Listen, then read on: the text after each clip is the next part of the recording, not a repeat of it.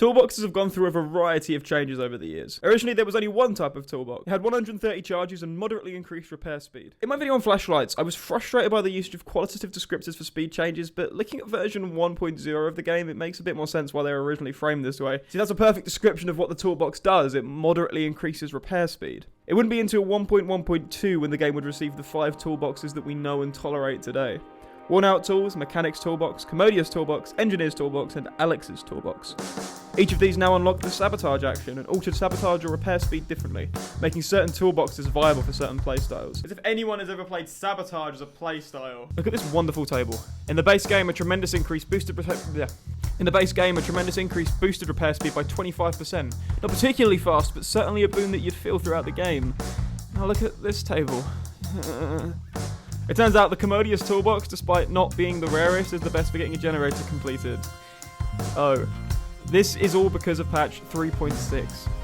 See, the community have been complaining about generator speed for a long time. The game has historically felt very survivor-sided, and so 3.6 sort of responded to that complaint by totally reworking toolboxes, making them pretty much useless. Now, rather than the toolbox lasting you most of the game, toolboxes are used in seconds, but the speed increase they give is significantly higher. That's a great idea, but when medkits and flashlights can change the entire game if used correctly, toolboxes have become useful only when you have nothing else to use.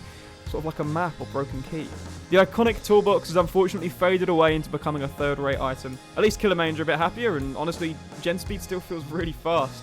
And I'm saying that as a survivor main. I also want to touch on the brand new part add-on, as it's gone through more revisions than pretty much any other add-on in the game, and with very, very good reason. In version 1, you could instantly repair a generator with it, allowing situations like this.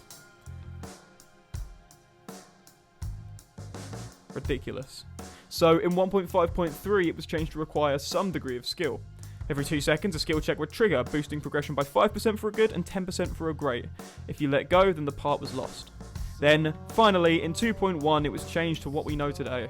15% repair over 5 seconds, 2 difficult skill checks, which boost progression by a further 5%, totaling a maximum of 25% additional progression. A Survive with Friends can theoretically complete a generator in 5 seconds now, but that would be such a hard thing to pull off, it doesn't really matter, and in any case, that's exactly how rare unlockables should work. I mean, just look at the way that Maya's add-ons completely destroy the fun of playing against Maya's. I love playing against Maya's, but Jesus, those add-ons need to be nerfed. Personally, I'd love to see a change back to how toolboxes used to be, as right now they feel like dead weight, but that would most likely come at the cost of generator speed dropping everywhere else. So I think for now it's a fairly good solution, and people don't seem to be complaining about gen speed quite as much. We should maybe just be happy with what we have. Imagine that.